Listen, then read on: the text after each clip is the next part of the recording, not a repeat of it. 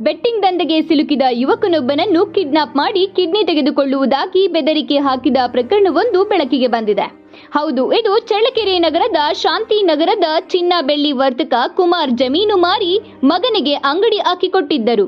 ಕಳೆದ ವರ್ಷ IPL cricket ಬೆಟ್ಟಿಂಗ್ನಲ್ಲಿ 15 lakh ರು ನಮಗೆ ಗೊತ್ತಿಲ್ಲದೆ ಕ್ರಿಕೆಟ್ ಬೆಟ್ಟಿಂಗ್ನಲ್ಲಿ ಸೋತು ಸಾಲಗಾರರು ಮನೆ ಬಾಗಿಲಿಗೆ ಬಂದು ಕಿರುಕುಳ ಕೊಟ್ಟರು. ಮಗನಿಗೋಸ್ಕರ ಕಟ್ಟಿಕೊಟ್ಟೆ. ಈ ಬಾರಿ ಕ್ರಿಕೆಟ್ ಬೆಟ್ಟಿಂಗ್ನಲ್ಲಿ 1 ಲಕ್ಷ ರು ಹಾಳು ಮಾಡಿದ್ದು, ಬೆಟ್ಟಿಂಗ್ಗೆ ಆಟವಾಡಲು ಸಾಲ ನೀಡಿದರು. ನನ್ನ ಮಗನನ್ನ 3 ದಿನಗಳ ಕಾಲ ಕಿಡ್ನಾಪ್ ಮಾಡಿಕೊಂಡು ನಗರದ ಸಾರ್ವಜನಿಕ ಆಸ್ಪತ್ರೆಯ ಬೆಡ್ ಮೇಲೆ ಮಲಗಿಸಿ, ನೀನು ಹಣ ನೀಡದಿದ್ದರೆ ನಿನ್ನ ಕಿಡ್ನಿಯನ್ನು ತೆಗೆದುಕೊಳ್ಳುತ್ತೇವೆ ಎಂದು ಬೆದರಿಕೆ ಹಾಕಿರುವುದು ತಿಳಿದು ಬಂದಿದೆ. ನನ್ನ ಮಗ 3 ದಿನಗಳು ಕಾಣೆಯಾಗಿರುವ ಬಗ್ಗೆ ನನ್ನ ಮಗನನ್ನ ವಿಚಾರಿಸಿದಾಗ ಬಾಯಿ ಬಿಟ್ಟಿದ್ದಾನೆ. ಈ ಘಟನೆ ನಡೆದು 1 ವಾರವಾಗಿದೆಯಷ್ಟೇ. ನನ್ನ ಮಗ ಸುಮಾರು IPL ಕ್ರಿಕೆಟ್ ಬೆಟ್ಟಿಂಗ್ನಲ್ಲಿ 16 ಲಕ್ಷ ರು ಕಳೆದಿರುವುದರಿಂದ ನನಗೆ ಹೃದಯಾಘಾತವಾಗಿ ಸ್ಟೆಂಟ್ ಹಾಕಿಸಿಕೊಂಡಿದ್ದೇನೆ.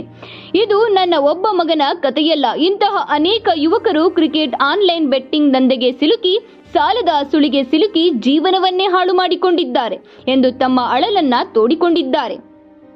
ಬಿಸಿಲಿನ ತಾಪದ ನಡುವೆಯೂ IPL ಬೆಟ್ಟಿಂಗ್ ಹವಾ ಜೋರಾಗಿದ್ದು, ಬಹುತೇಕ ಯುವಕರು, ಅದರಲ್ಲೂ ಹೆಚ್ಚಾಗಿ ಕಾಲೇಜು ವಿದ್ಯಾರ್ಥಿಗಳು, ಸಣ್ಣ ಪುಟ್ಟ ವ್ಯಾಪಾರಿಗಳು ಬೆಟ್ಟಿಂಗ್ ದಂಧೆಯಲ್ಲಿ ತೊಡಗಿದ್ದಾರೆ ಎಂಬ ಆರೋಪಗಳು ಕೇಳಿಬರುತ್ತಿವೆ.